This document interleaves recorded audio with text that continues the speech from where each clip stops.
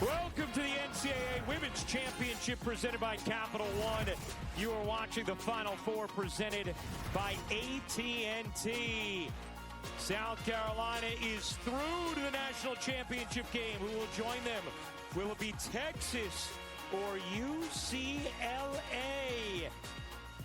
Texas seeking their first title game appearance since 1986. UCLA, their first ever NCAA title game appearance. Here we go. When the players enter and the light is cast, the focus is set to extreme. In the frenetic cameras and the anxious crowd, the clicks are calls to action. Moments will enter the timeless space where memory and myth intertwine. So much passion, perceived from every angle, imprinted on every mind as they perform the role of a lifetime. These magic moments. Now they have the chance to rise and be immortalized.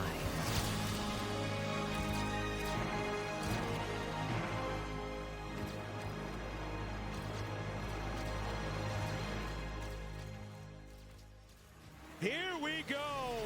Another spot in the national championship game on the line. Tonight, South Carolina ended UConn's 54-game winning streak. And will they face UCLA or Texas Sunday on ABC? As we welcome you courtside once again, Ryan Ruocco alongside the Hall of Famer Rebecca Lobo. So happy to be with you for this second Final Four matchup here on ESPN. You know, for Texas, they are a team that has just had it all clicking over their 12-game winning streak. And that has meant an incredibly efficient and productive Madison Booker. Madison Booker simply is a bucket getter, and she gets most of them in her mid-range game. In the NCAA tournament, she's averaging over 22 points a game, 9 boards, doing it efficiently. Coach Vic Schaefer said, I want her hunting shots, and this is why. So pretty when she gets to that mid-range, also can step out to 3, but certainly the catalyst offensively for Texas. 130 of the 160 minutes Texas has played in this tournament, they have led by double digits. Meanwhile, for UCLA, they are led by their 6'7" center, Lauren Betts. Lauren Betts is the anchor inside for the Bruins, and she's a dominant force on both ends of the floor. Averages 17 points, 2 blocks per game. When she carves out space in the paint, there's not much you can do to defend her or score over her. She is going to be vitally important to UCLA's success today. And how about this nugget? 89% of UCLA's points come from their senior class, highest by a Final Four team in tournament history. Time to send things over to another Hall of Famer. Here is Holly Rowe. Well, as you mentioned, these two teams met before this season, and Texas guard Rory Harmon went off 26 points in that game. And after that game, the UCLA guards, Kiki Rice and Charlize Ledger-Walker, went to their coach, Corey Close, and said, we've got to change our defense. They were laying off of her, giving her space to account for her speed, and they said, we don't like that. We want to be up in people's grill, be more offensive, and be more aggressive. Corey Close listened to her players, and they have changed the way they defend. Those two players limit opponents to 33% down from the field when they are the primary defender, and you're going to see that here tonight. They are going to get up in Rory Harmon's face, pressure her, particularly the first 10 minutes of the game. Good coaching from Corey Close to listen to her players. All right, Ollie, it is time to get to know UCLA a little bit better. Now it's time for the Capital One Meet the Players. It really is a revolution. I'm number 51, Lauren Betts, and this is my team. Kiki Rice, but on our team we call her Gagai. Gabriella Hawkes, we call her All Gas Gabs. Our little Kiwi from New Zealand, Miss Charlize Ledger-Walker. From Minnesota, Gianna Neepkins, otherwise known as Neat Neat. Our fearless leader, Miss Coriana Corey Close.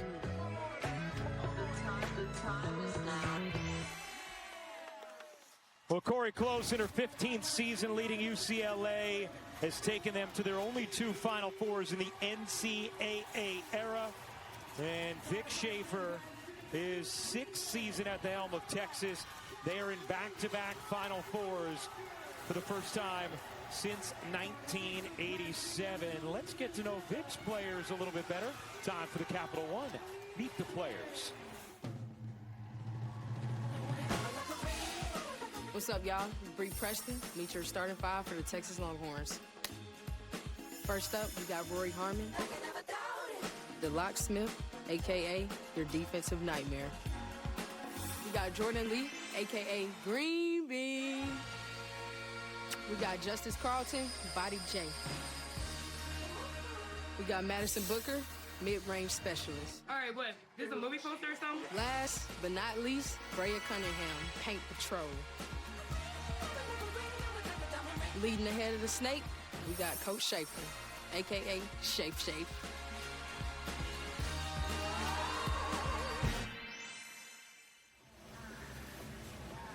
Oh, there's nothing quite like Coach Schaefer's scuba there in the middle of his Texas team.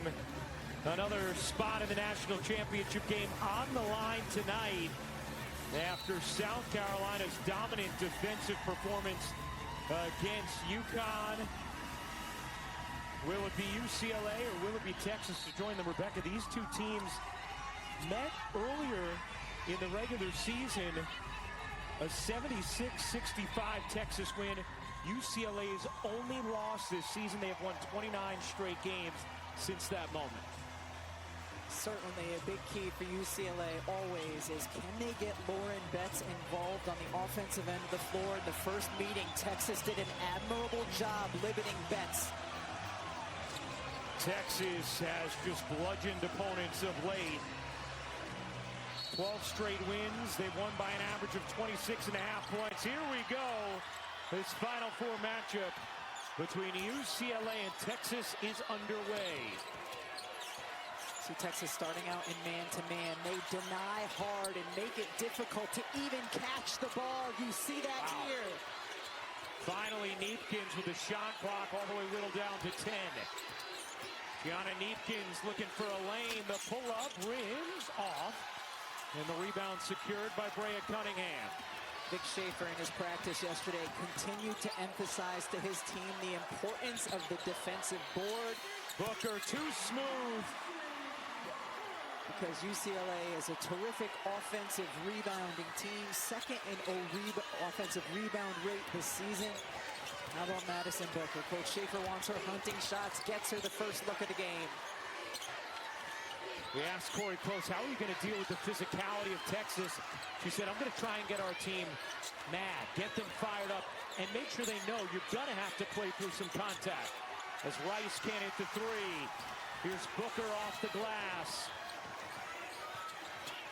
Harmon lobbing it in. Carlton the deep catch.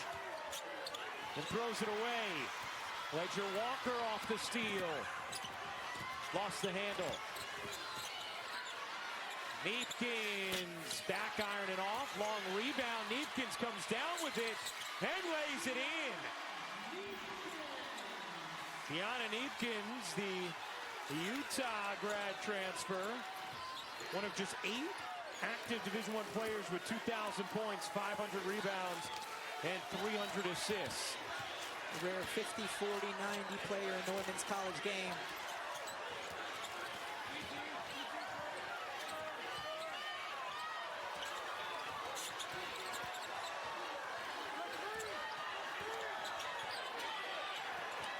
Here's Lee.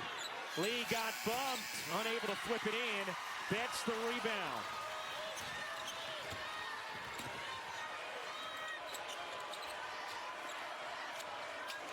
Rice bounces in. Gabriela Jaquez out to Betts. A little midi. Is good. Really nice way to get Betts the look. You have Jaquez post up, and then she dribbles over and gives Betts, the little mid-range. You would expect to be the reverse in terms of which of your players you have on the block. UCLA's entire starting lineup, seniors. Rory Harmon, the senior leader for Texas. Carlton got bumped, stood up by Neepkins, flips it out. Lee, 7 to shoot, trying to create with 4. Lee on the drive, unable to bank it in. Jordan Lee, who was excellent first 3 games of the tournament, was just 2 for 17 in the Elite 8. Terrific 2 defensive possessions by UCLA, though, forcing Lee to go one-on-one late in the shot clock. Neepkins, a deep one, is good. What a start for the Bruins.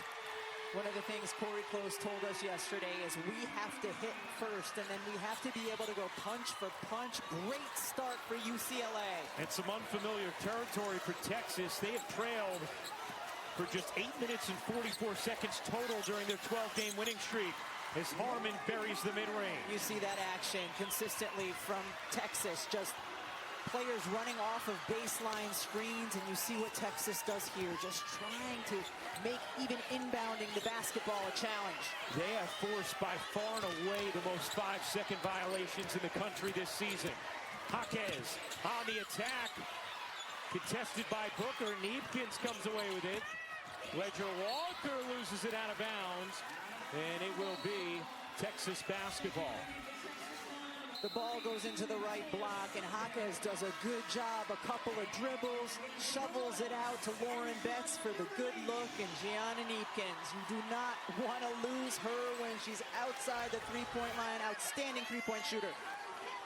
43% on the season, 43% in her career. Remember, a couple years ago, under Lynn Roberts, Utah looked like a potential Final Four team, and then Neepkins went down with a knee injury. He's been a key piece for UCLA this year. Here's Booker, fading, doesn't hit that one. Betts the box out, and Dugalich in off the bench for UCLA. Rice through traffic. Betts guarded by Cunningham. A crowd comes. Betts unfazed. Lauren Betts just handled that post up beautifully. Not only did the double team come, there was physicality there, and she had the fade away, but did not shy away, and still able to get it to drop. Lee looking in. Lee has it ripped away. Dugalich ahead to Jaquez. That looked like a clear foul on Booker, was not called. There's been a lot of physicality here early in this game. That's what you expect from a very tough Texas team. Sid Berrien off the bench guarding Rice. Neepkins turning, taking, no. We do have Dee Kantner, our outstanding rules analyst, with us to break things down all game long. Booker will fire.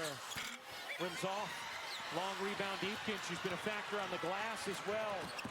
Too tall on the pass there for Betts, and a timeout on the floor. 4:29 to go in the first good start here for Lauren Betts and the Bruins. Certainly Lauren Betts showing her offensive prowess. We saw the little baseline jumper here. Double team comes, spins, absorbs contact, hits the shot.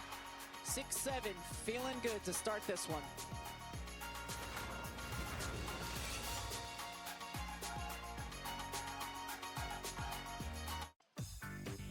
Well, UCLA has a plethora of seniors. In fact, their top 6 scorers this season, all seniors.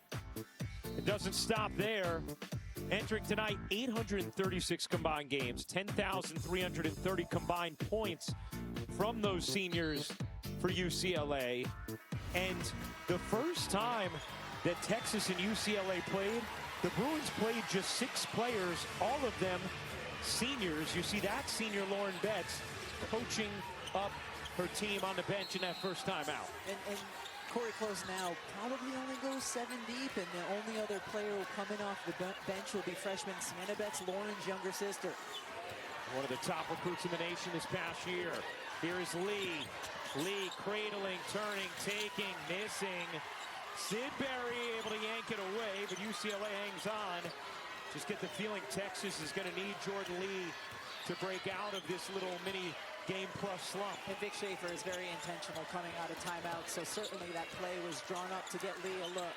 That steep catch, little hook, can't pop it in, gets it back, short, rebound Cunningham. Uh-oh, Cunningham goes down, grabbing out that left leg, now goes back to her feet. Lori Harmon has said many times throughout this tournament run, job's not finished. Texas experienced the Final Four last year, looking for a title this year. Cunningham, no. Texas continuing to run the dribble drive offense. We saw an earlier possession involving Lauren Betts as a defender in a pick and roll. She plays drop coverage. You wonder if Vic Schaefer will go to that with Madison Booker as the ball handler. And that's going to be a foul on Sidbury.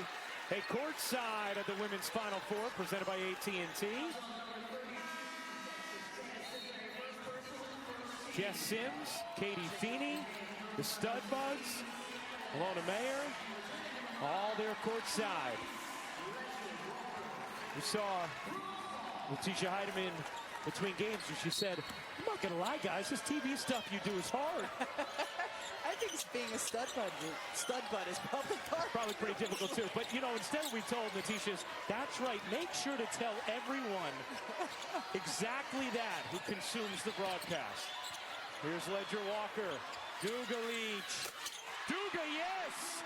Connecting from downtown.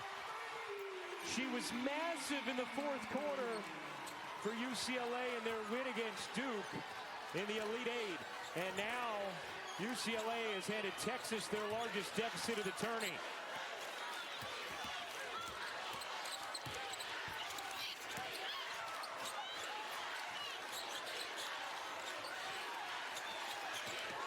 Just 4 points thus far for the Longhorns. Booker in the corner at three, way off the mark. Sienna Betts in for UCLA. Texas has missed its last 5 attempts. Backdoor, Hodges lays it in. How about this start for the Bruins?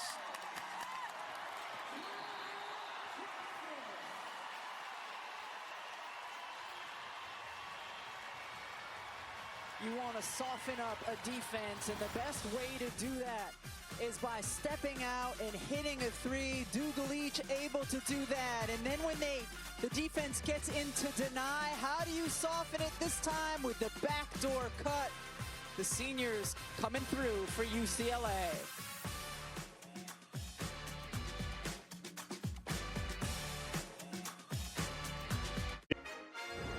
The NCAA Women's Championship is presented by Capital One. What's in your wallet? The Final Four is presented by AT&T. Connecting changes everything. Great start for UCLA, a 14-4 lead on Texas. Winner will join South Carolina in the national championship game. We'll send things over to Holly Rowe. Well, this is the largest deficit they've faced since February 12th at Vanderbilt. That was the turning point in their season. You may remember after that game, Vic Schaefer calling his team out saying, we're not tough, we're not playing with heart. Well, in that last timeout right there, I was listening into his huddle, and there's a similar message. What the heck are we doing? He wants to know why they're not running their offense more. No screens are being set, no inside game. We're not playing with pace. He said, what the heck are we doing? He wants his team to settle down and try to get back to what they do best. He said, we're not making them uncomfortable at all. That's got to start now. I think Texas is trying to make UCLA uncomfortable, and UCLA has just been handling it beautifully. We've seen so many teams have 5-second inbound violations. Texas has forced 30 of those on the season, by far more than any other team. And one of the things that Vic Schaefer was harping on with his team yesterday is their defensive rebounding. We saw a couple of times in practice where they gave up an offensive board to the practice team and had to run sprints as a result. But here, UCLA playing to their strength, 3 offensive rebounds already. And a +6 on the glass. UCLA on a 7-0 run. Look at that. My goodness. I don't know that you could come out of a timeout any worse than that. You'll see here Madison Booker, and ball's thrown behind her, and she can't corral it. Understandably, Vic Schaefer frustrated. And Vic Schaefer's going deep in his bench early. We've seen games where he'll ride his entire starting five the full first quarter. You already had Taya Sidbury come in. Now you have Leah Crump, the freshman, as well as Ashton Judd into the game. And a foul there is going to go against Texas. And they will call it on Cunningham for first. Yeah, there's Brea Cunningham trying to hedge out hard on the on-ball screen and just didn't get there quickly enough. There's Kyla Oldacre, who had 12 points, 11 rebounds in the Elite Eight. She is a huge difference maker off the bench for Texas. Jaquez having trouble getting it in. Finally finds Dugalich. Jaquez trying to save it, could not. Texas basketball. You know, we see the freshman Crump into the game for the Longhorns, and one thing Jordan Lee, Rory Harmon, Madison Booker all emphasized to us before the Sweet 16. They said, we know Crump's minutes haven't been up, but at some point in this tournament, she is going to make a huge difference for us. She has struggled so far, only 3 of 14 during the NCAA tournament, but certainly with her size and ability to hit from deep can be impactful. Oldacre sneaks in for two. Kyla Oldacre certainly unbothered. That it's a rare time where she's going against a defender who is bigger and longer than she. 1:20 to go in this first. Booker takes it away. Possession arrow belongs with Texas. The NCAA Men's Championship Final Four begins tomorrow, 6 Eastern on TBS.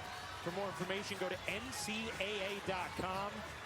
UConn men will be carrying the torch for Stores now after South Carolina upset the Huskies in the first one tonight.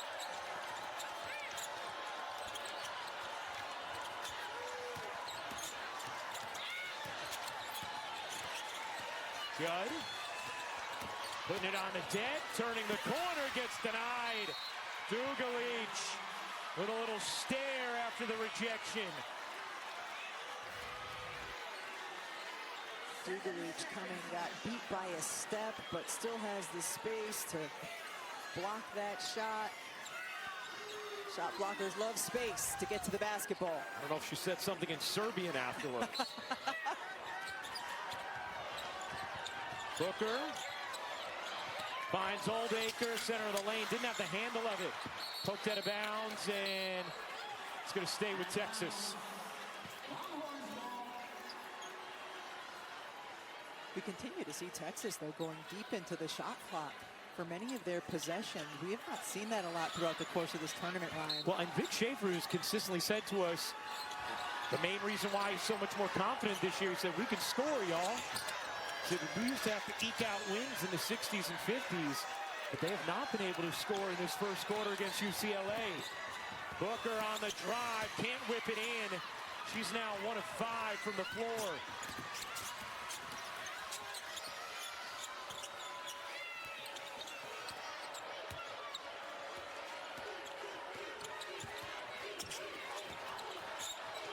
Rice knocked out of bounds. No, it'll stay in. Rice gets it back. Now throws it away. Crump has it for Texas. 15 seconds left in this first. Texas has missed 8 of its last 9 shots. They're just 3 of 13 in the quarter. Harmon gets fouled by Ledger Walker. I would imagine Corey Coe's frustrated because there's been a lot of physicality throughout this first quarter that hasn't been called. And that's what happened. You see, you're talking to the official right now. That's what we saw happen in their regular season meeting as well. That was UCLA's only loss of the season. Booker gets it in, gets it back, elevates, can't hit. That'll do it for the first. Booker just 1 of 6 from the floor in the first. UCLA, a 14-6 lead after 1. They hold Texas to a season low for points in a quarter. Holly Rowe will chat with Vic Schaefer on the other side here in Phoenix.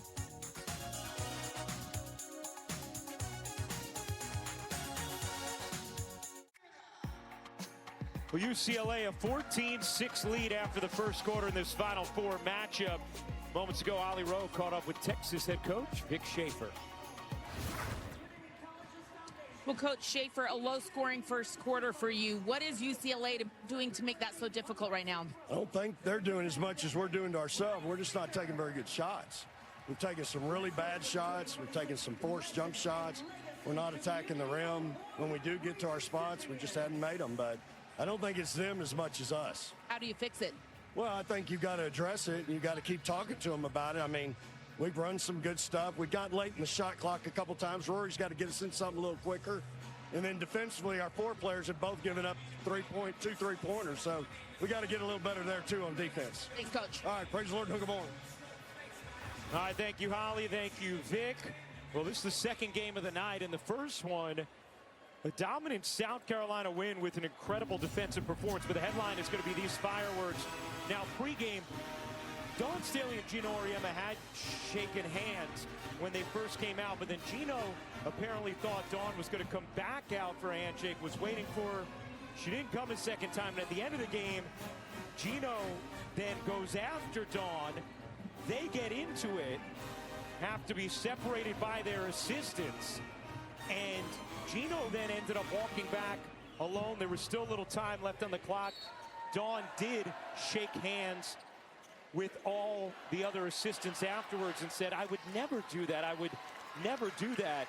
And Gino at the podium moments ago said, I said what I said. Probably a moment he would like to have back and done a little differently, but apparently isn't feeling that way yet, according to his comments at the podium as of now. I'll say this as it pertains to that exchange. Gino Auriemma, this is his 25th Final Four. 13 times he has gone out without a championship, and every other time he has lost with class. And frustrating and kind of to see what transpired at the end of that game, of course. And, you know, the biggest headline should be just how incredible South Carolina played. They were remarkably poised, unbothered the whole game, and the aggressors defensively, they dictated everything in that semifinal. Certainly, South Carolina came out and certainly won that game, and you're seeing here a different aggressiveness from Texas. Judd trying to track it down, and Betts comes up with it. So now the question is, who will meet the Gamecocks in Sunday's national championship game?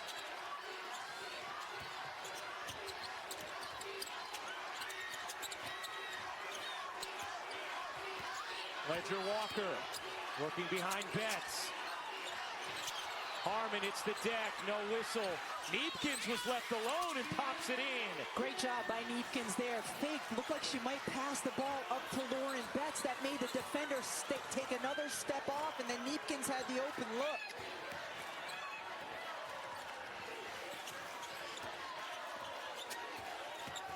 Booker, mid-range, no. Oldacre palms it right into the face of Rice. Booker 1 of 7 to start this game. An outlier compared to her usual efficiency. Neepkins off one leg, drops it short. Here's Crump, getting a lot of minutes in this first half. Booker trying to find some space. Great job by Neepkins to cut her off. Crump a three, won't go. Oldacre the rebound, and then a travel is called on Kyla Oldacre. We say outstanding defense by Gianna Neepkins on one end of the floor. And previous offensively, you'll see her catch the basketball. Just looks, whoop, the little fake Oldacre takes it, and then Neepkins can get the clean little look for the two-footer.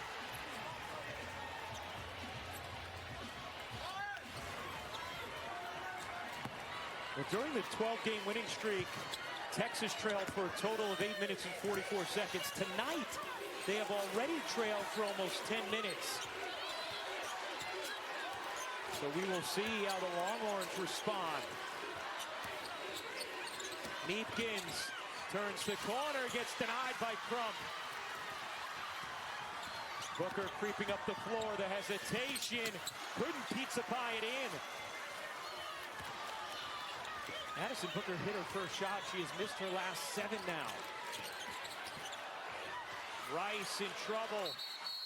And a jump ball is called as Texas forces the tie-up. And so far we've seen a pretty physical game, and certainly over the course of 4 quarters that's going to benefit Texas. Why? Well, they have a much deeper bench than UCLA does. If fouls start to get called, put any players into foul trouble, and that's just the way Texas plays on the defensive end of the floor with a lot of physicality. But certainly UCLA has been able to match it here in the first half. Our rules analyst, D. Cantner with us. D, anything you're seeing from that physicality that perhaps could be called, should be called, that hasn't been thus far? As Booker misses again.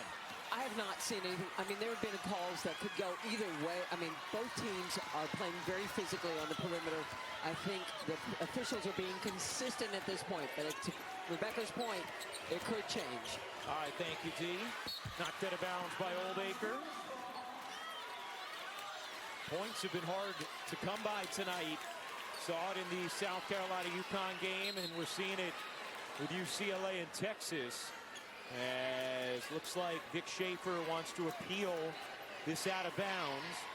Remember, coaches can appeal an unlimited amount of times. They barter with a timeout when they do. The ruling on the floor is UCLA basketball. The play is being appealed by Texas. We'll take a look as we go to break. Does it hit Betts after Oldacre? Ooh, it does.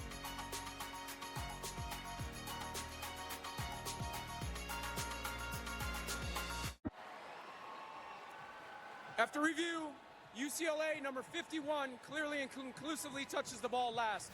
Therefore, the call on the floor is overturned. It will be Texas basketball with a new 30-second shot clock. Additionally, Texas will not be charged for a timeout for the successful appeal.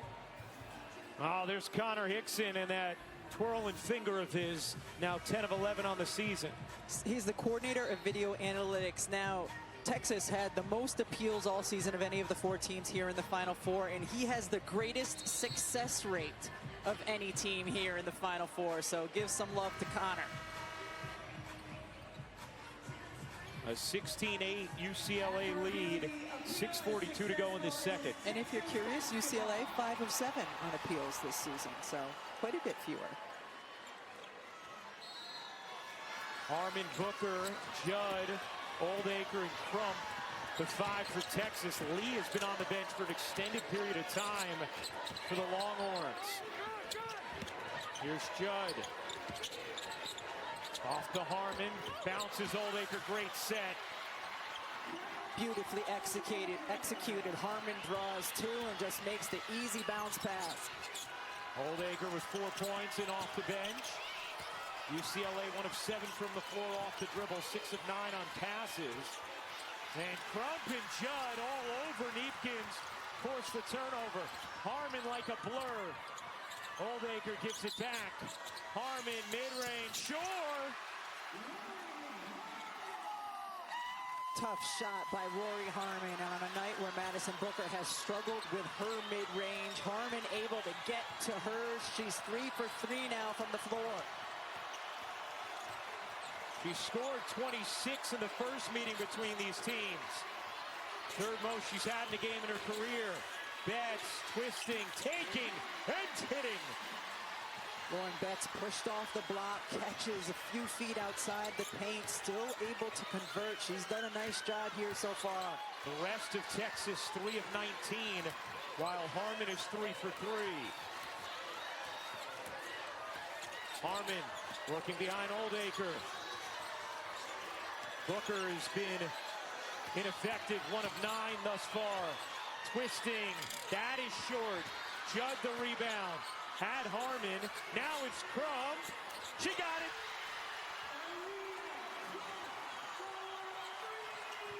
First 3 of the game for the Longhorns.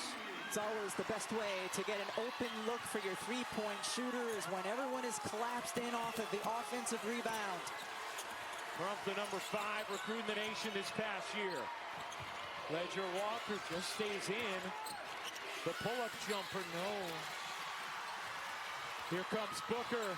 Texas with some momentum. Booker, the crossover, the pull, the miss. Now 1 of 11 from the floor. Dick Schaefer always honored to keep hunting shots as Crump knocks that floater out of bounds. Rory Harmon has been terrific getting to her mid-range all season long, able to get there, and then the miss by Madison Booker. Offensive board, all of the UCLA players are in near the paint. Great pass out to Crump for the wide open 3.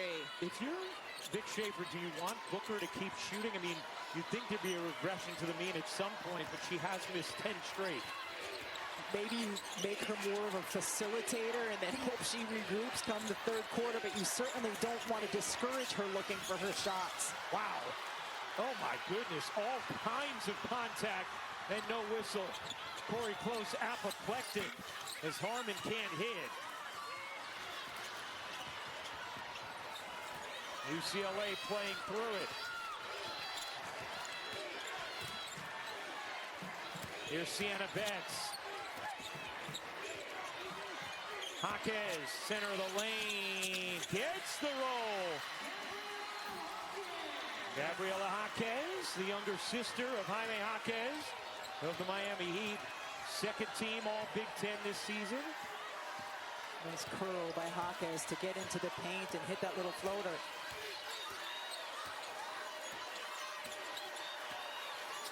Harmon gives it up.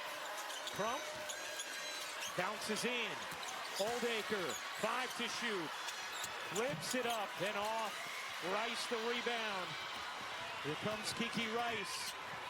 Kicking. Ledger Walker will pull. Short.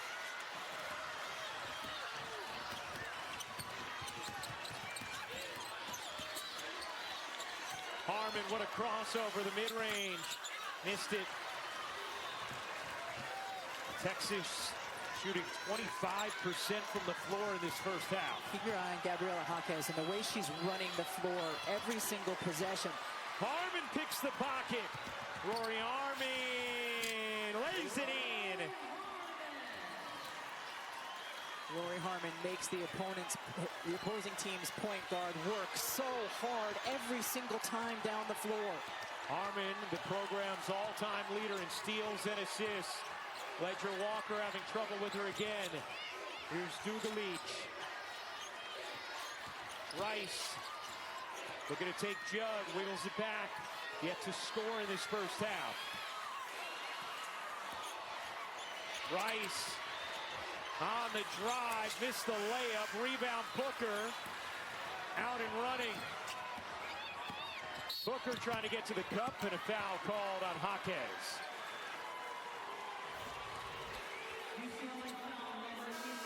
Kyle Oldacre coming down, able to get a great block on Kiki Rice.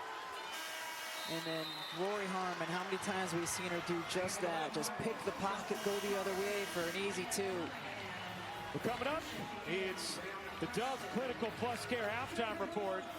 Yeah, Janae, Drea, and Christine, they've had nothing to talk about tonight. No juice for them to swirl around on set so far tonight. They've done a wonderful job all season long. Looking forward to hearing from the ladies at the half as Texas turns it over.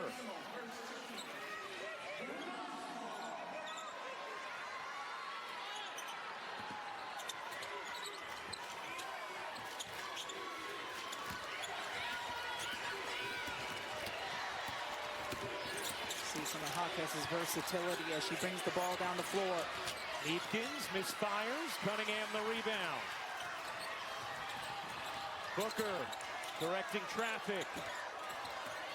Booker slides in, fades, still can't hit. It's been that kind of half for Booker now, 1 of 12. Poke from behind and a foul is going to go against Texas.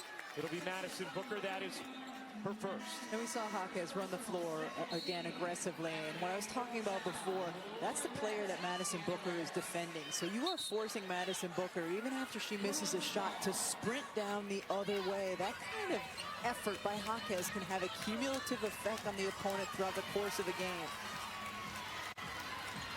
1:17 to go in his first half. UCLA a 3-point lead on Texas. Dugalich takes the three. Rice backs it away. Neepkins won't take it. Lobbing it in. Betts surrounded. Gets it out. Hopkins. No. Rebound hits the floor. Lands in the lap of Carlton. Brianna Preston into the game for Texas now. It's a very different rotation in general from Vic Schaefer in his first half. He's trying to find something that will work on the offensive end. Preston. 6 to shoot. Spinning, left alone, will take. Can't hit. Rebound Dugalich. Again, one-on-one late in the shot clock. Just what Vic Schaefer told Holly Rowe he was not liking from his team offensively. Vic Schaefer telling his team they have a foul to give. 5-second difference game in shot clock. Rice. And that's going to be an offensive foul on the hook. Kiki Rice trying to be aggressive, make something happen, go towards the rim. You see it right here with her right hand. Yeah, absolutely a hook. That's the right call. Preston does a good job accentuating it by putting her arms straight up in the air so the officials can see it. The jacket came off early tonight for Vic Schaefer. Preston, 3 seconds, kicks, Crump. No. And that'll do it for the first half. A struggle to score for both teams in a grinded-out opening 2 quarters. UCLA with the 20-17 lead at the half. Winner faces South Carolina Sunday afternoon on ABC. Lauren Betts is standing by with Holly. Lauren, your team's gotten off to a strong start in that first quarter. What drove that? I mean, I think it's just our mentality defensively. We're limiting them to one shot, so we just have to continue to play hard on the defensive side. Texas is such a physical team. You guys knew that coming in. How do you think you've handled this so far? I think we've handled it well, but we need to do a better job. There's still 20 minutes left in this game, so we got to continue to come out aggression, stop playing so much on the perimeter, get inside, be aggressive. Said by the big. Exactly. Thank you. Well, Lauren Betts and UCLA a 3-point lead at the half. Studio crew coming up next with Janae, Dre, and Christine. We're going to hear from Gino Auriemma after his confrontation with Dawn Staley following UConn's loss to South Carolina. We'll hear from Gino coming up at the half. The NCAA Women's Championship is presented by Capital One. You are watching the Final Four presented by AT&T. Getting ready to start the third quarter of UCLA and Texas. UCLA a 20-17 lead on Texas. South Carolina already through to the national championship game Sunday, 3:30 Eastern on ABC. Hey again, everybody. Ryan Rucco alongside the Hall of Famer Rebecca Lobo. Time now for a slam dunk matchup brought to you by Wendy's. How about the defense from Lauren Betts in that first half? She had one block, but she was incredibly impactful, especially contesting Madison Booker there. Sort of dropped coverage, but then is able to switch on out. Just a long defensive presence around the rim. Madison Booker with the pull-up. Outstretched arm to contest it. Fade away once again. 6'7". Outstretched arm. She was a big part of the reason that Madison Booker struggled so much in that first half. Now for tonight's Need to Know, brought to you by Dick's Sporting Goods. Lauren Betts holding Texas to 1 of 8 when contesting shots. Madison Booker 0 for 5 against Betts in that first half. Both teams with their fewest points in any half this season. 37 combined, the second fewest in a half in Final Four history.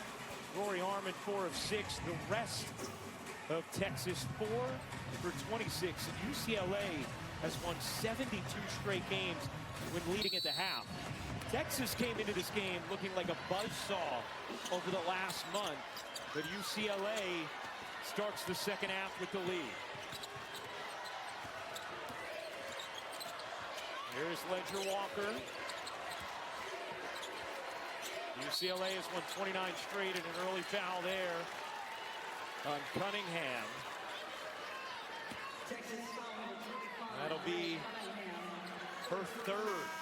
So 3 on Brea Cunningham, and Kyla Oldacre quickly in off the bench Yeah, the bigs for Texas trying to prevent Lauren Betts from getting decent position in the paint because she can be automatic when she does. Rice giving it up. Neefkins kicking it out. Ledger Walker. No. Betts the board. Another chance here for UCLA. Lee got a hand on it. Rice controls it. Rice able to bank it in. That was a great take by Kiki Rice. Why? Because as soon as she got Lee on her hip, she kept her there. She was intentional with the dribble so that she would have the lane to the basket. First points of the game for Kiki Rice. Booker on the drive. Net by Betts. Elevates. No. Oldacre, the putback. She's fouled. Oldacre will go to the line. You see Kiki Rice here. As soon as she gets Lee on her hip, what does she do? She just navigates, just change of pace. But when you feel the defender there, you know you can get into their body and finish. And then on this end of the floor, we showed you all the contests from Lauren Betts. Well, when Betts is contesting Booker, that means Betts is not boxing out the big, and as a result, Oldacre able to get the O board. Let's send things over to Holly Rowe. Well, Kyla Oldacre has had a challenge in her career. In 2022, she was rushed to the ER with a problem that later required surgery and removal of 9 benign tumors in her abdomen. She was hospitalized for 2 weeks. And so now she gets banged in that abdomen all the time. She has to wear a special pad during practice, but that does not deter her in any way. She says, I'm a bull out there. I'm just not a bulldozer. Try to be a bull, not a bulldozer, but she has been a resilient young woman. And there is a difference. Missed both free throws there. Neefkins backing down, can't hit. It's okay to be a bull on a basketball court. You just can't be one in a china shop. Right? That's right, that's right. Jordan Lee only played 8 minutes in the first half. In there to start the second is Oldacre off a great delivery from Harmon. Lays it in. Texas has gotten good at that in terms of getting some dribble penetration and just throwing the ball up for your big to go get it when you draw defense off of that penetration. Jaquez, the runner, is short. Oldacre contested it. Here comes Lee. Lee in space. Harmon directing traffic. Has it knocked away and taken by Rice. Kiki Rice then loses it out of bounds. Last hit Lee. Hey, for the 6th straight year, every NCAA Women's Championship game is on the networks of ESPN. For more information, go to ncaa.com. Our championship special with the studio crew, 2:30 Eastern on ABC Sunday. And tip-off at 3:30 Eastern. Dawn Staley's team will be there. Will they face UCLA or Texas? South Carolina will be going for a 4th national championship. Jaquez twisting away. Can't get it to drop. Not going to bounce by Oldacre. It'll be UCLA ball. There goes the finger from Connor. And once again, Texas is going to appeal. Connor Hickson was twirling that index finger. And then so was Vic Schaefer, running down the sideline. So Texas will appeal. They're 1 for 1 already tonight, 10 of 11 on the season. The ruling on the floor is UCLA basketball. The play is being appealed by Texas.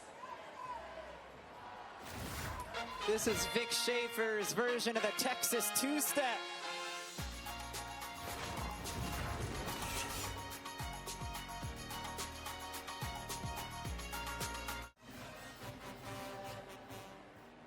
After review, UCLA number 51 touches the ball last. Therefore, the call on the floor is overturned. It will be Texas basketball with a new 30-second shot clock. Also, with the successful appeal, they will not be charged a timeout. All right, so Connor Hickson 2 for 2. And Texas 11 of 12 on the season. Yeah, Connor, have yourself a day, man. It's the Final Four. UCLA a 3-point lead on Texas. Let's check in with Holly. Very close in that last timeout for UCLA's. Address some defensive changes they need to make to the ball screens. But then she talked about their offense. Please, please, please entry passes. Why aren't we trying to use our entry passes and run our offense? The very first play of the game, great entry pass, great look, running our offense. She needs to get them back on track. 12 turnovers right now. Texas frustrating them a little bit offensively. Yeah, no doubt. Thank you, Hal. Meanwhile, Madison Booker has missed a career-high 12 straight field goal attempts. And Lauren Betts has held Texas 2 of 10 from the floor when contesting. That's the first ever Big Ten Player of the Year and Defensive Player of the Year in the same season. Booker guarded by Betts. Here's Lee on the cut. Booker, a wide open attempt. That one misses badly as well. Whoa, look out. Oh my goodness. Booker, when flying into Betts, was out of control, and they both end up in pain. Betts goes down hard, and Booker grabs her leg. Betts hit her head when she landed on the ground. Oh my goodness. Looked like Booker went to contest and just kind of lost control of herself and speared Betts. Boom.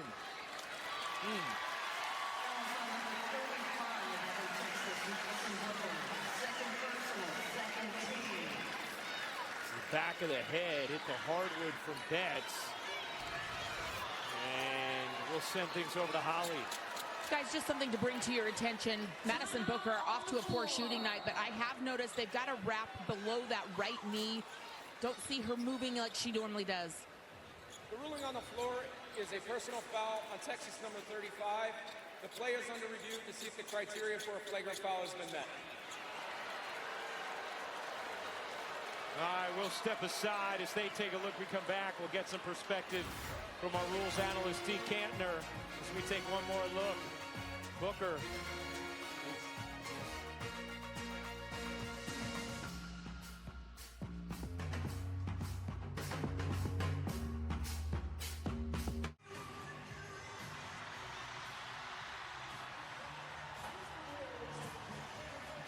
After review, the foul on Texas number 35 is confirmed. There was no excessive or unnecessary contact. It will be UCLA basketball, a spot throw-in on the end line with a new 30-second shot clock. All right, Dee Kantner, our rules analyst who officiated 26 Final Fours. What do you think, Dee? Should this have been upgraded to a flagrant? I would not have been surprised had they upgraded it just because of the impact of the contact. However, it is a basketball play, so it meets that criterion, and that's why they leaned that way, because Booker was just going for the ball, made a play on the ball, therefore not being upgraded to the flagrant one. All right, Dee, thank you very much. 22-19, UCLA in front of Texas. It's been a slog of a start to the third quarter with several reviews, whistles. But a tight game and a trip to the national championship game on the line. UCLA has done a nice job using Lauren Betts to inbound the basketball, then get it back against the Texas pressure. Hard to deny, 6-7. Jaquez off to Dugalich. Dugalich elevates, can't bank it in. Jaquez, where'd she come from? She is just full of energy. Sprints to offense, sprints to defense, that time sprinted to the offensive glass. Harmon got bumped by Rice.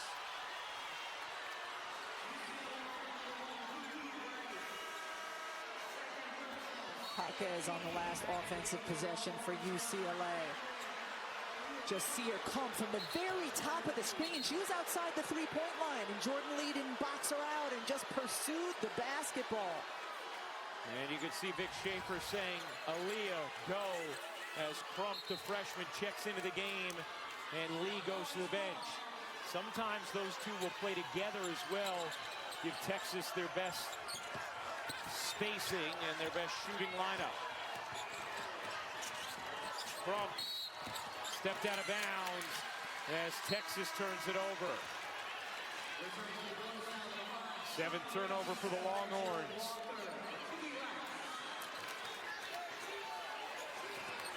Texas, one of 11 teams all time to enter the Final Four, having won their first 4 games by at least 20 points. South Carolina, another one of those teams.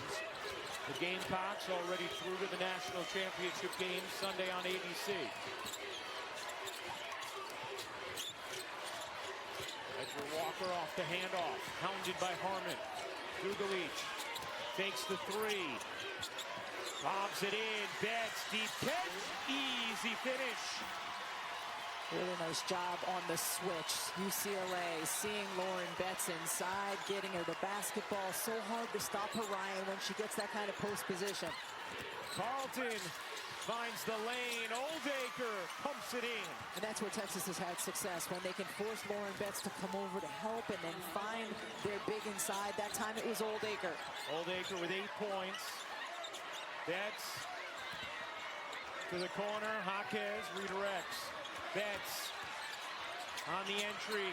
Double comes, and Carlton. Looked like Carlton just took it away. They called the held ball. And Vic Schaefer saying, oh, we're off to the races. Lauren Betts holds it just long enough for Justice Carlton to come in and get the tie-up.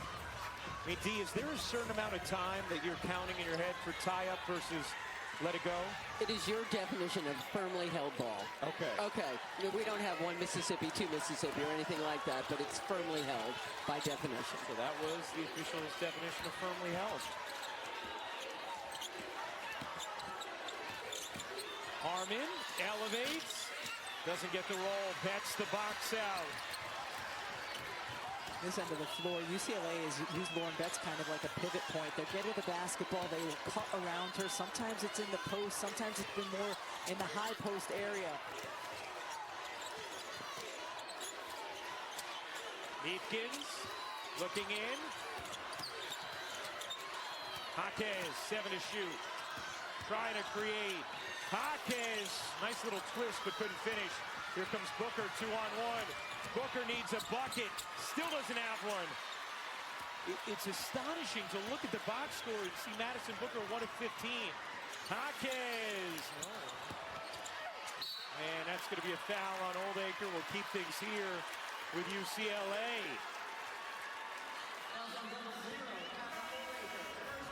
Dugalich toggles back and forth between the two Texas players on the offensive end. Contests, wow, around the rim and out. And you're right, Ryan. We're used to seeing just her shots kind of poof through the basket. I mean, look what she did the first 4 games of the tournament, 59%.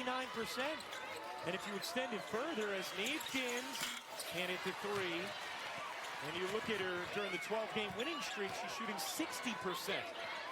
1 of 15 today for the 3-time All-American. Rice finds Betts for the easy lay. Pick and roll action. That time Lauren Betts sets the screen. Her defender has to help for an extra beat and rolls hard to the basket. First time in 9 minutes that either team is led by more than 5. Booker, the mid-range, still can't hit. Knocked away by Judd. Oldacre then loses it. Oldacre trying to save it, and it's going to be Texas basketball. Going back to the on-ball screening action for UCLA on that last possession.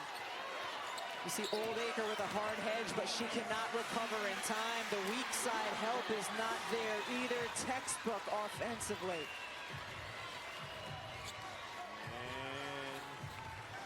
UCLA not appealing as Betts might have gotten away with a foul there on the push.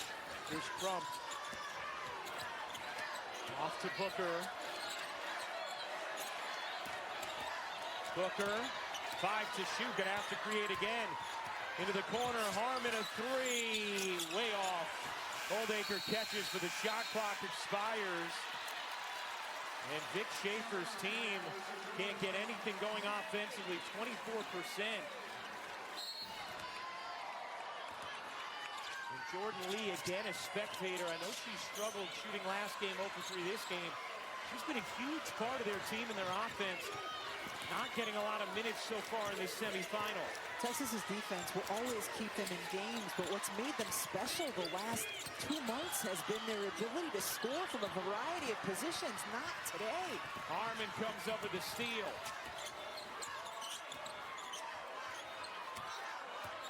Rebecca, how about the way UCLA has been ready for the physical challenge of Texas? Oh, certainly. Corey Close has to be thrilled with that from her team. Coming in, we have to hit first, she said, punch and punch back, and they've absorbed hits, and they've kept on coming. Holly? But Corey Close did something that she doesn't usually do. She tried to get her team mad. She showed them a cut-up of just how physical the game was. Texas versus Michigan, all the things that she thought were fouls, and said, they're going to be out here battering us. They're not going to call it. She tried to really put a big chip on their shoulders and make them mad before this game here tonight, so they'd fight through this physicality. Well, it's worked. Yes. A touchdown lead with under 3 to go in the third. Madison Booker finally getting a breather here for Texas. So Lee and Crump on the floor together. Jaquez, and that's going to be a block on Lee. 4th team foul against Texas. The way Jaquez always consistently sprints from point A to point B, and it's not just from end to end of the floor, but it's in the corner court offensively, the way she charged to go get that basketball. These are the first minutes on the bench in this game for Booker.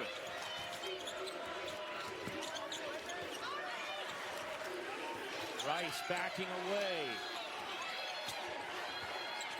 Around the bench screen. Knocked away by Harmon. Loose ball, 1 to shoot. Dugalich heaves. That'll be a violation. Boy, Rory Harmon has been so disruptive defensively, trying to keep Texas attached to UCLA. Certainly, and that's how she's done it for the last 5 years at Texas, and they're going to need Rory Harmon to take on a little bit more here of the scoring load as well. She's been the one player who's been able to get to her spots and been able to score. She is 4 for 8. The rest of the Longhorns are 6 for 33. Crump trying to turn the corner. Out to Lee. Lee on the drive. Lee twists inside. Still can't hit. Lee now 0 for 4. After 2 for 17 in the Elite Eight. And she had started the tournament 15-plus points each of the first 3 games. Here, using Lauren Betts again, kind of as the pivot point. Get her the basketball and cut around her. We've seen that quite a bit today from UCLA. That's already a double-double, 10 points, 10 boards. Crump with the foul, and now UCLA will go to the line as Dugalich will shoot 2. First free throws of the game for UCLA. Texas has shot just 2 free throws.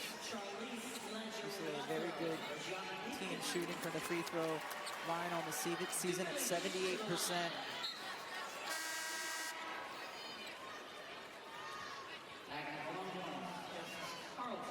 Dugalich at the line. Let's check back in with Hall.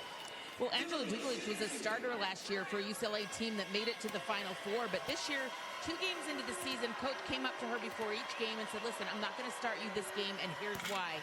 You know, she said, I just couldn't bear it if coach had to go through this entire season navigating our feelings and telling one of us we had to sit on the bench or the other one was going to start. She said, I just went to coach and said, I'll come off the bench. And it's worked out really well for UCLA. She's been one of their most impactful players here in the NCAA tournament. And actually, her minutes are up. She said, I trusted Coach Close that I would play, and she's taken one for the team. And she was pivotal to their Elite Eight win against Duke in that 4th quarter. Carlton around the contact, then lays it in. Dick Schaefer reminds us over and over again that Bridget Carlton was the most physical high school player he had ever recruited. Make that justice, Carlton. Thinking Bridget because of the draft earlier today, the expansion draft, the first pick of it. Here's Betts. That's the little hook, rims off. Loose ball, Cunningham has it.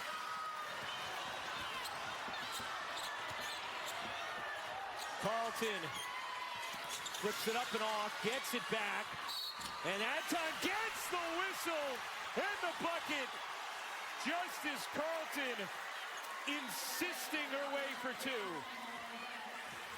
Justice Carlton posting up hard and then attacking the basket. Doesn't have success the first time and just head fake, throwing it up there, absorbing the contact. And you love seeing when your star is struggling and is on the bench, but is that engaged from the bench. That is something every coach loves to see. one thing Vic Schaefer told us. He said, it's not even how my team celebrates when the starters are in the game, but when the starters are out, they celebrate just as eagerly for their teammates on the floor. Carlton completes the three-point play. She has the last 5 for Texas. Three-point game and a 5-second violation. The 31st that Texas has forced this season.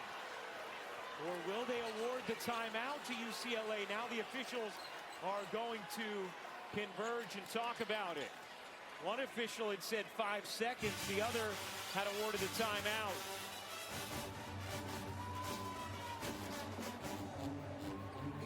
And D, it looks like they're giving the timeout. Yes, Felicia Granger right in front of Coach Close recognized the timeout just prior to the 5-second violation. All right. Let's take a look at it.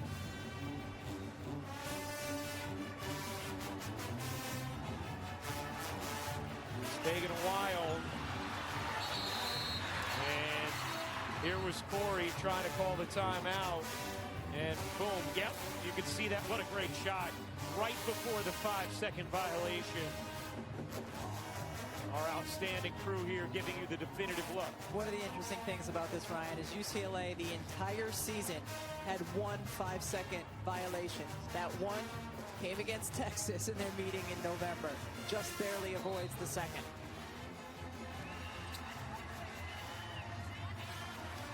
UCLA a 3-point lead on Texas with under a minute to go in this third quarter. Both teams shooting poorly in the game. UCLA 35% and Texas 26.7%.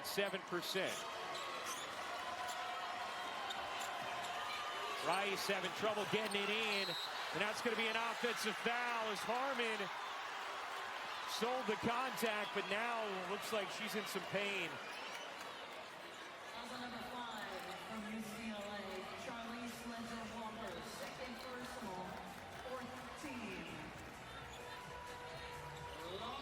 Harmon has talked about how she wants to be the embodiment of Texas basketball. Passionate, pretty, tough. And yeah, clearly yanking the arm in a little push. Dee Kanter nodding her head saying, yes, that is the right call. And Harmon appears okay. Now Harmon has to get it in. Finds Carlton. Carlton is getting it done in the third quarter of this Final Four matchup. Dugalich going for the home run. And a foul on Crump as she got tied up with Jaquez.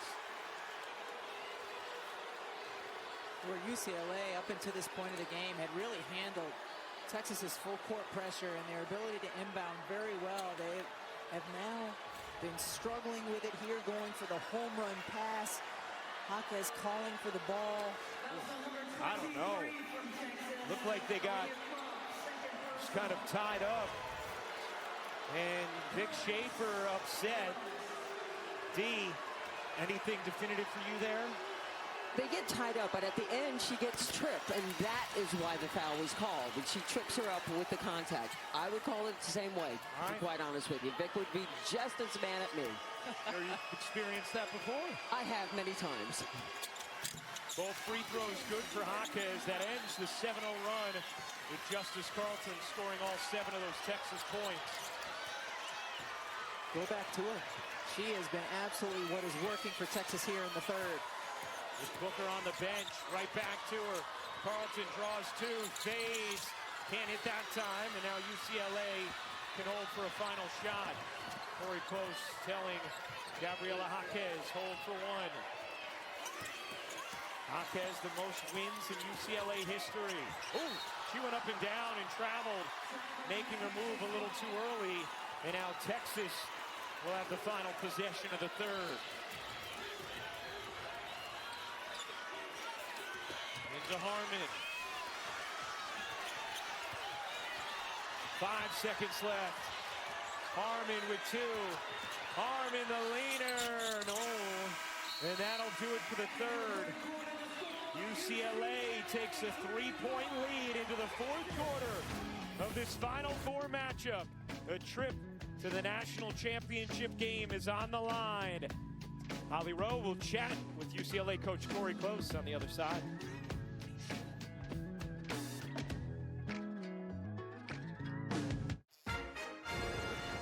The NCAA Women's Championship is presented by Capital One.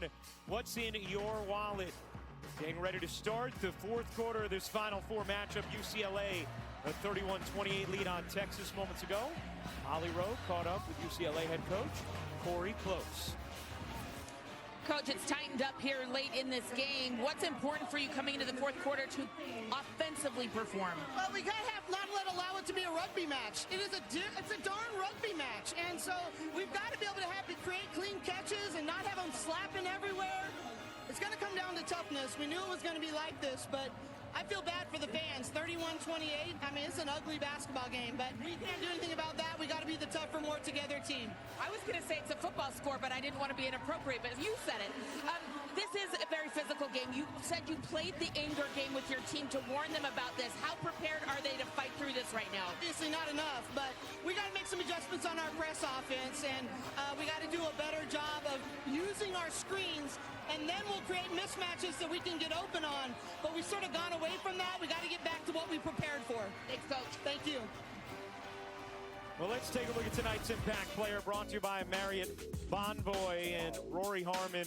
What a career at Texas. 155 starts, the all-time leader in program history. 972 assists, the leader in Texas Longhorn history. The same case in steals with 384 of them, and 135 wins, tied for the second most in program history.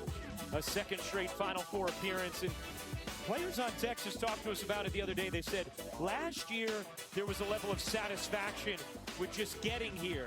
This year, not that same thing. This year, the job's not finished, and you see how badly Rory Harmon wants this. Yeah, she plays with so much fire and heart on both ends.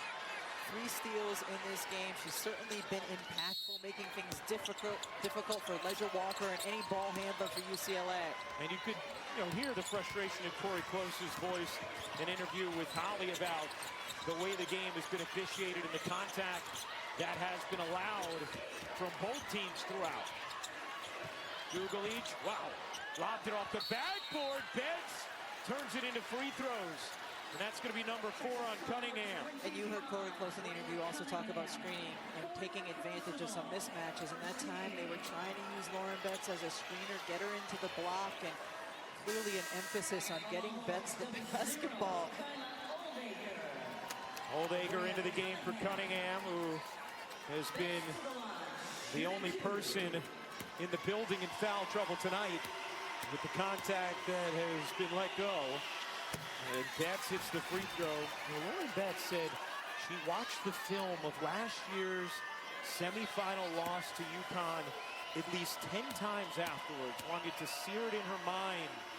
The pain, the anguish, the lack of performance from UCLA as they got blown out in that game by Connecticut en route to the Huskies' eventual 12th title.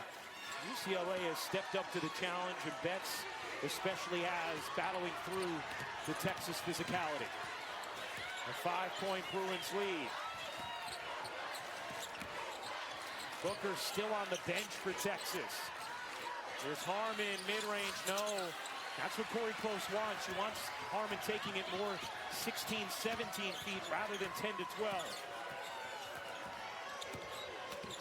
Kick ball from Lee. Now, I know she's one of 16, but how much longer does Vic Schaefer go before getting Booker back into this game? We've not seen him do it with Madison Booker, but we have seen him do it in seasons, games this season with Rory Harmon, where a different player is performing better, and so he leaves one of his starters on the bench. But I can't imagine that Madison Booker will not return here in the fourth quarter. Maybe give her another minute to continue to collect herself and then get her back in the game. Ledger Walker lobbing, Betts catching, waiting, tossing, Rice hitting on a 3.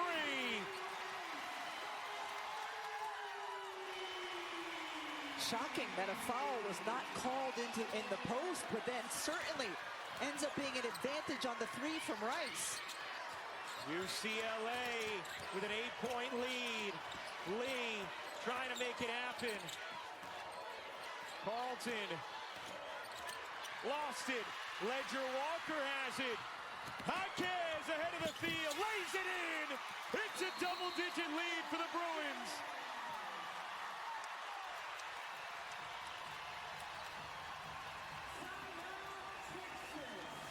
UCLA continues to handle the physicality of this game, finding ways to score. Here, the pass out. Rice wide open, draining the three, and then Jaquez, after the steal by Ledger Walker, running the floor once again, finishing, absorbing. 10-point lead for UCLA.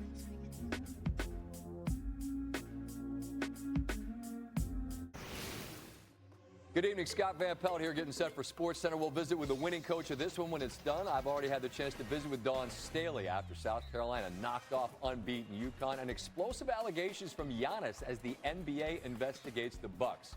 UCLA up 10, Texas struggling to score. They got to get going in a hurry. Ryan, Rebecca, back to you.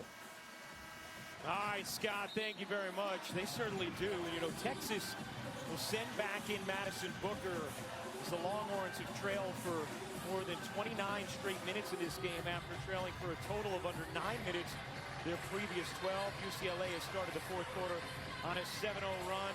Holly, what was going on in that last Texas huddle? Well, there's obviously frustration. Vic Safer saying to his team, we haven't played like this for 2 months. What's going on? We are showing no patience. Nobody's getting downhill, getting to your spots. They're forcing us to play our offense clear out up top. And guys, that is correct. Corey Close told us there's an 11% field goal percentage difference if they just push them out 2 additional feet, and that's what UCLA is doing. Great stuff, Al. Here's Crump. Crump mid-range is good. Big bucket there from the freshman. Now, Vic Schaefer's talked about, Rebecca, how they've continued to play with an edge throughout this streak as Rice gets fouled by Lee. But yesterday in practice, they were particularly clunky, seemed to lose some of the rhythm they've been playing with, and now Texas has not added on the floor today either against UCLA. Yeah, he said that yesterday in their practice. He said, we haven't kind of had this lack of focus in 7 weeks since that Vanderbilt game that Holly documented earlier. Lee picks up the foul, or second. Kiki Rice, another one of the UCLA seniors. You're going to see plenty of them on draft night, Monday, April 13th, where UCLA has several players expected to go in the first couple rounds. And Rice hits both free throws. And one of the reasons that UCLA has been able to extend and force Texas to catch out farther than they want is they have the luxury of 6'7" shot blocker behind them. So they know if they get beat, she can swallow things up in the lane. Texas goes to its small lineup with Lee and Crump on the floor together, and Booker back in. Lee bounces out, and it's taken by Neepkins. Ledger Walker into Jaquez. Deflected into the arms of Lee. 7:25 to go. UCLA by 10. Booker. This feels like if Texas is going to come back, Booker will have to hit some shots. Booker, mid-range. Again, Betts affecting it. Harmon storms in. Can't drop it home. Rebound hugged by Ledger Walker. And while Texas has gone to a smaller lineup to try to get better spacing and more scoring, it means Carlton is the one not on the floor, and she had been so good for that stretch for Texas. Lee has not scored, and Booker has just 2 points. Ledger Walker on the drive. Try to hook a pass inside, out of bounds with 3.4 on the shot clock. Betts once again on the switch. You just see the impact she has. Stays between Booker and the basket, can contest. So over her career, we've seen times where Lauren Betts has just been in drop coverage. In this game, they've been willing to switch out onto Booker with Betts, and she's done a terrific job against her. One of the things Corey Close has emphasized to us over the years is Lauren Betts' ability to switch out onto smaller perimeter players. Certainly going to be a critical part of her skill set when you consider her at the next level. And the officials gonna take a look. Is this being appealed by Texas?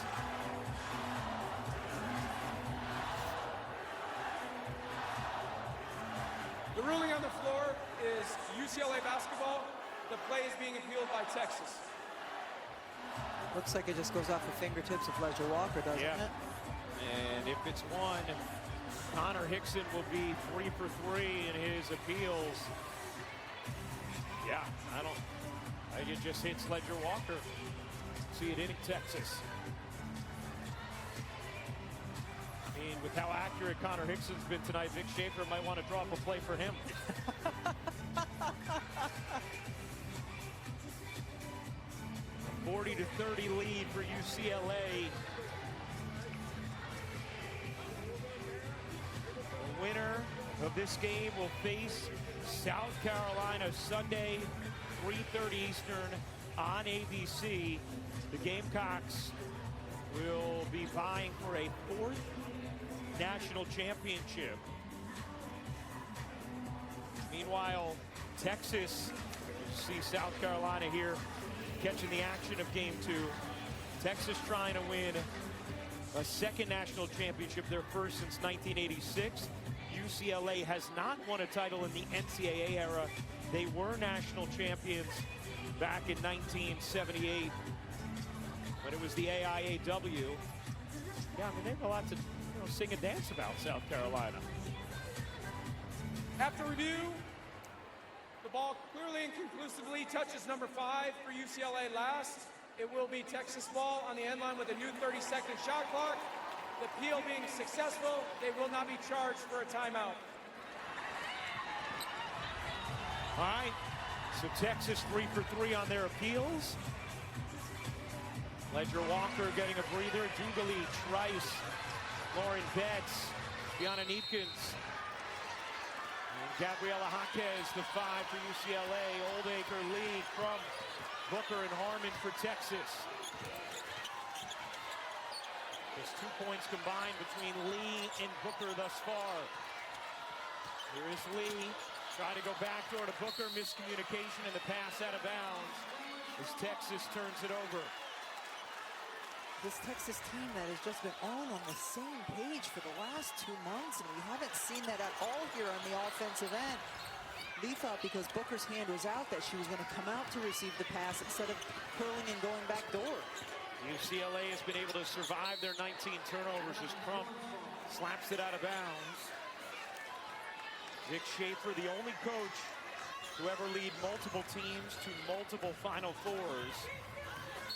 Took Mississippi State in 17 and 18, took Texas last year and this year. Lob it in, Betts, deep catch, and the finish.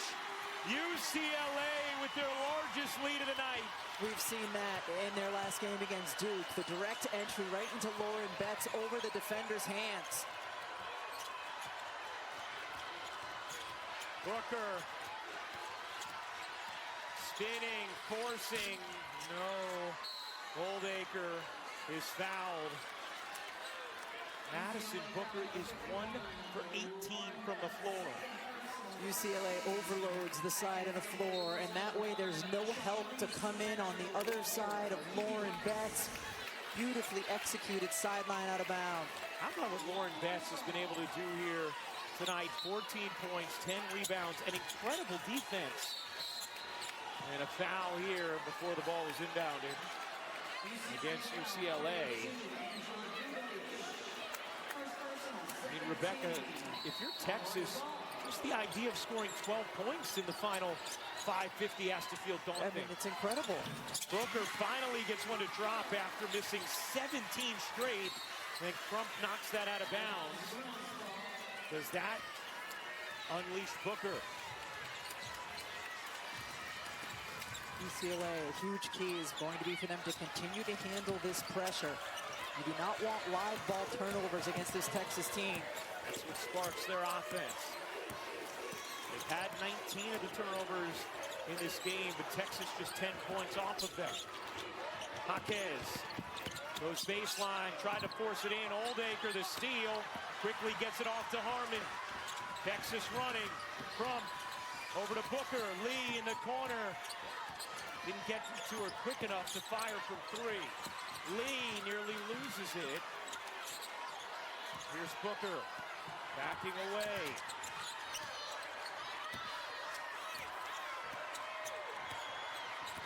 Booker again short. Again, the switch from Lauren Betts to contest the shot. Booker is 2 for 20 from the floor.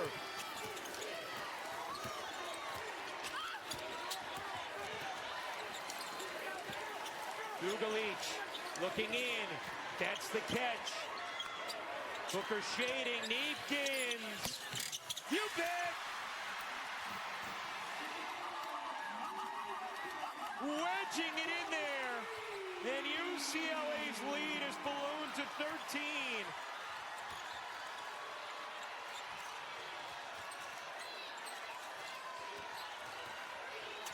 Backdoor Lee finally on the board here in the Final Four.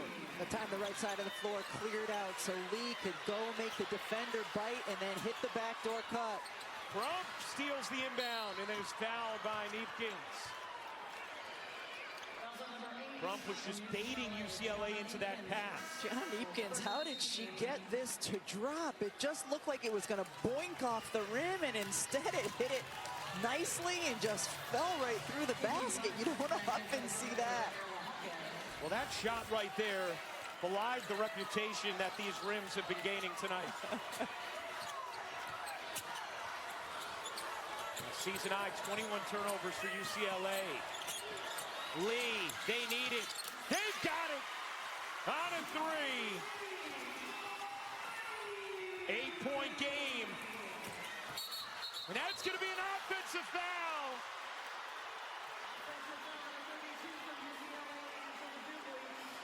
Did look like when Dugalich was dribbling that she extended her left hand, creating the contact. D, jump in. What do you think? Correct call is what I think. Absolutely. All right, Corey Close didn't like it. Texas finally has something brewing offensively. Lee with 5 straight. 22 turnovers for the Bruins. Booker, this time on the move, gets denied by Dugalich. And it is going to be UCLA basketball. No, they'll say it remains with Texas, but will UCLA appeal it? Oh, that last hit's Booker, and UCLA is going to appeal it. What a huge play by Dugalich, who's just made so many winning plays in this tournament. And clearly it last hits the arm of Booker.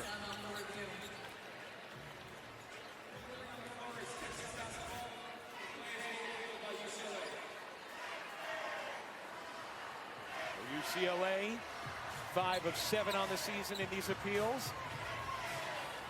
Let's take a look at the Capital One rewarding performance with Lauren Betts. I mean, how good has she been on both ends of the floor? 6 of 9 for 14 points. You see her in the middle of the floor. The way UCLA is using her in ball screens. Screen and roll. It's simple. And with the hard hedge coming from Oldacre, that gives her the space. Lauren Betts catching.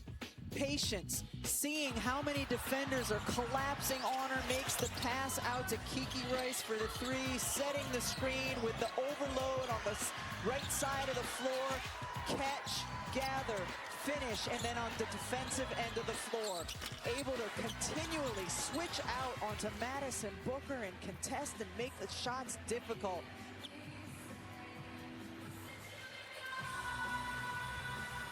We kill the music. Sure, Kyle, we can.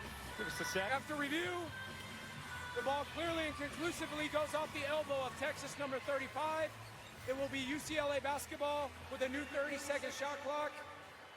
With the successful appeal, they will not be charged a timeout. This is a game that has so much, you've had so much difficulty finding a rhythm, and then you add all of these appeals and reviews. There's just been zero rhythm to this game. I couldn't agree more. But you knew that there was something brewing. It wasn't just Lauren Betts who was doing the twirly finger.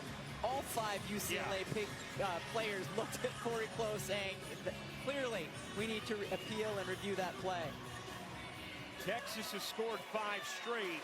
It's UCLA leading by 8 with 3:35 to go in the 4th. National championship game will be Sunday, 3:30 Eastern on ABC. Gamecocks await the winner of this one.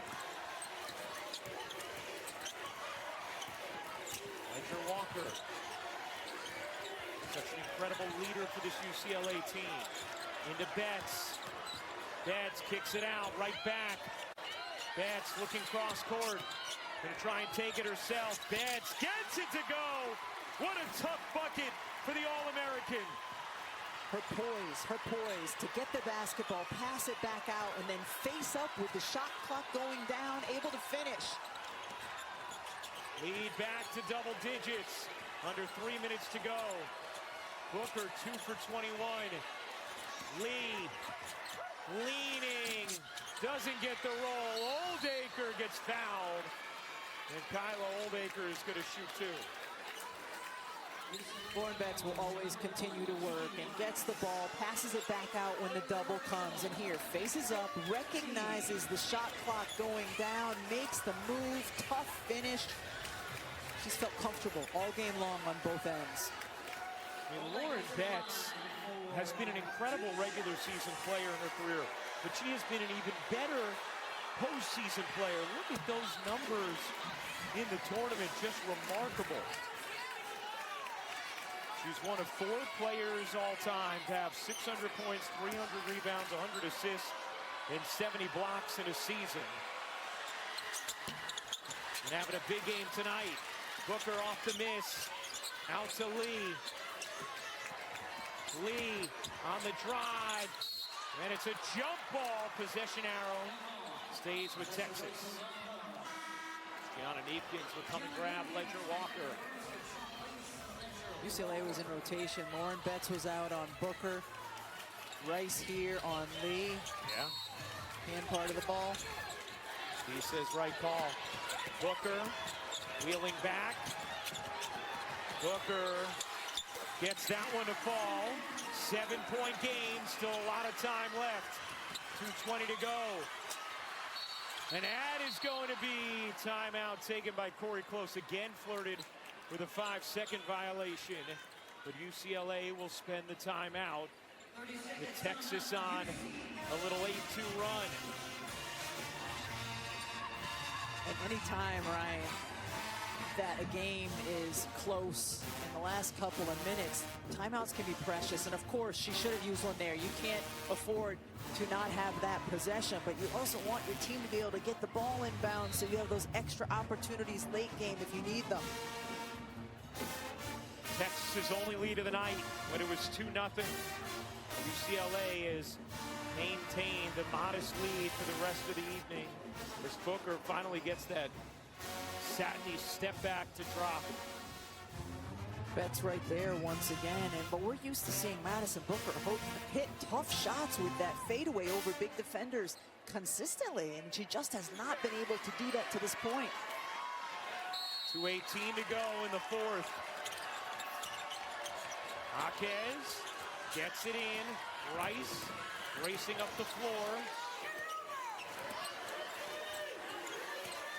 Guarded by Harmon. Fifth-year senior. Now Dugalich. Leaning. Doesn't get the roll. What a rebound from Oldacre. Oldacre fights off a couple of defenders. That was important because UCLA has the possession arrow. Oldacre. We're going to take it in on Betts. Oldacre makes it a 5-point game. Things getting interesting here in the desert. Jaquez having trouble getting it in. Finally gets it to Dugalich.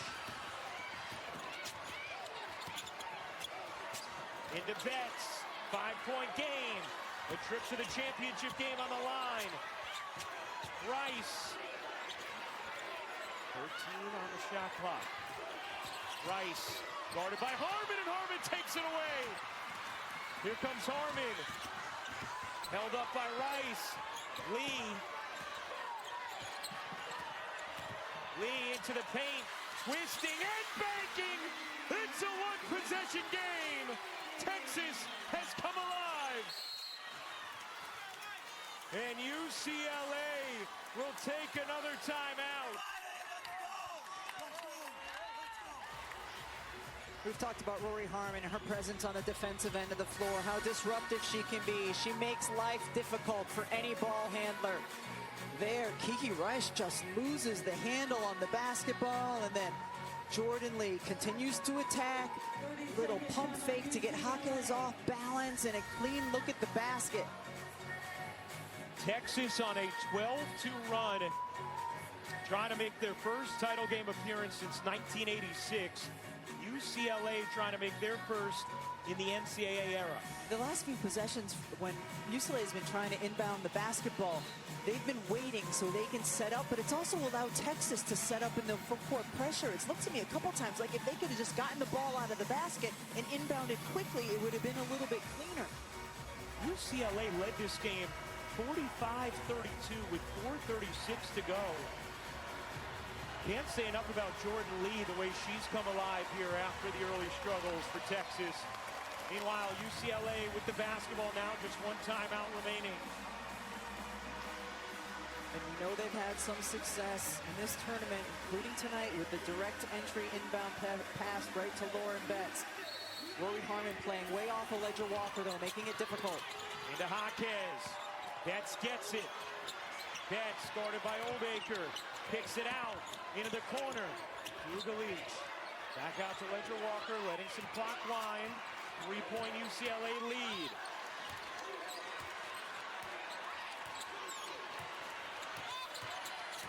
Shot clock at 8. Dugalich with it at 7. Dugalich can't hit. Rebound Booker. Texas has it down 3. Booker wheeling up the floor. Booker into the paint, gets denied. Lauren Betts with a block for the ages.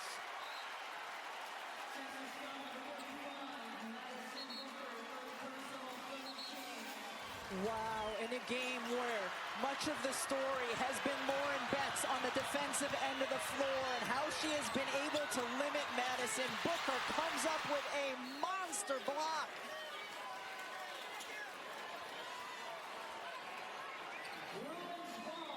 Lauren Betts fired up. Vic Schaefer let his team go, didn't use a timeout there. And Booker now 3 for 23 on the night.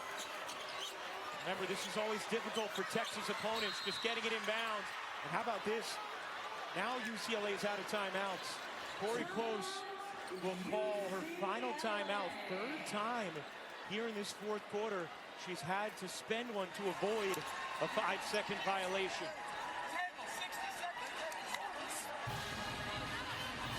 One thing to keep in mind here, you mentioned it earlier, partner, UCLA, a very good free throw shooting team. On the season, 78% as a team, that's 19th in the country. Texas still has one foul to give. And they have forced UCLA into a season-high 23 turnovers tonight. And certainly that's got to be the message for Vic Schaefer in this timeout, is just try to get a steal off of this inbound. We saw the last time UCLA inbounding, Rory Harmon was not guarding the inbounder. She was kind of playing free safety. That's a good way to try to get the steal. There's such desperation for both of these teams. UCLA with 6 seniors, Texas with Rory Harmon, the heart of their program. The face of this Vic Schaefer rebuild, winding her collegiate career to a close.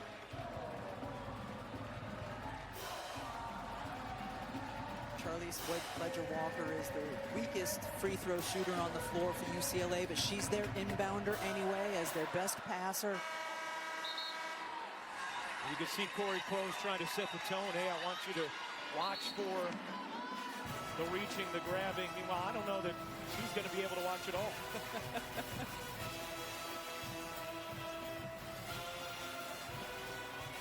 So they advance it into the front court. You can inbound into the back court. Ledger Walker looking for Neepkins. Bounces in Rice. Rice not fouled yet, now is by Lee. Texas had one to give. 14.8 remaining in the fourth, and UCLA a 3-point lead. Kiki Rice and 90% free throw shooter, so if you're UCLA, ideally you can get the ball into her hands, but of course from what we've seen, you just need to get it in at all. Texas now out of fouls to give. What's going on here? Vic Schaefer is going to take a timeout. Texas will have just one remaining. Now, we see this in the college game where coaches will take timeouts to set up their defense, even at the expense of potentially being able to advance the basketball later. Vic does still have one remaining, but spending 1 year to set up this game. I think that's the key. He felt like he has one remaining. He can always use that to advance the basketball. Knows how important it is here for his team to try to get a steal or the defensive stop. From Harmon, Oldacre, Booker, Lee, the 5 for Texas. Betts, Ledger Walker, Neepkins, Rice, and Jaquez for UCLA. Ledger Walker to inbound. Charlize looking in. Doesn't have a timeout. Does have Kiki Rice. She is fouled. And that is who you'd want at the line if you're UCLA. 90% on the season. 86% in her career.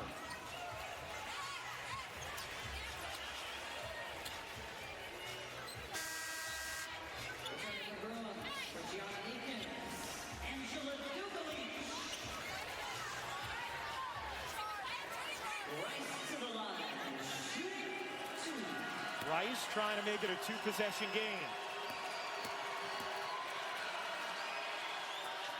And hits the first. 4-point game.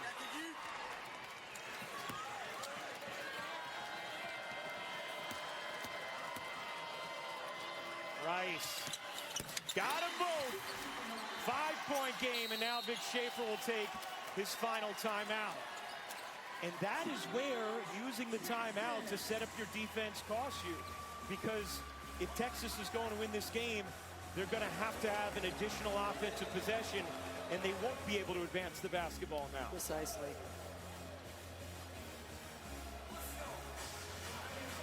And we see it time and time again with great coaches in the college game who take those timeouts to set up their defense at the expense of being able to advance it later.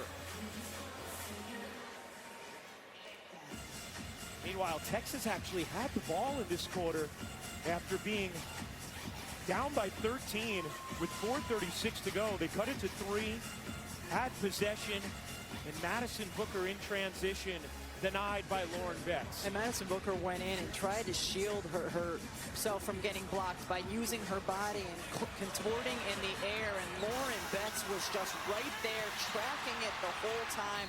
Not only to block the shot, Ryan, but block it in a way where it stayed in bounds and that she could corral it. That was a huge play, maybe a season-saving play for UCLA. Maybe a forever play for UCLA. Who will face South Carolina Sunday, 3:30 Eastern on ABC. The Gamecocks ending UConn's 54-game winning streak.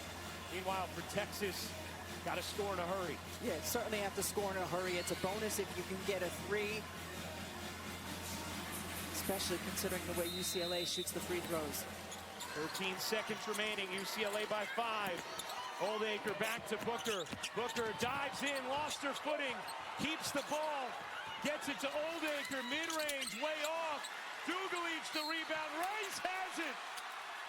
And UCLA can taste it.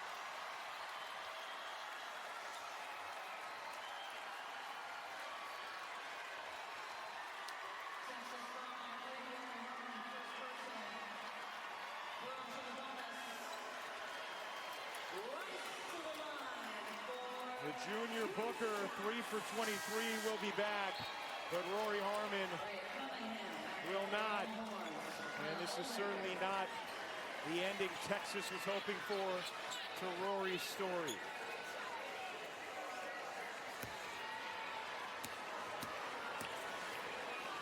Rice at the line, hits another. It is all cosmetic at this point. Corey Close on the precipice of history for her program. As Rice hits them both, and Rory Harmon will get her much-deserved ovation right now.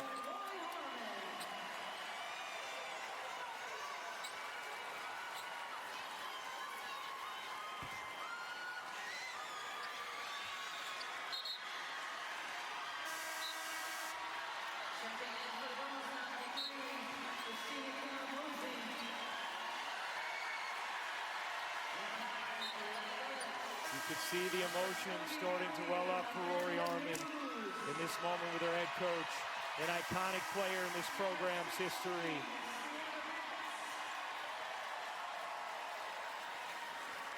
As UCLA empties their bench, and that will do it. UCLA is not done dancing. The Bruins will play for a national championship for the first time in the NCAA era.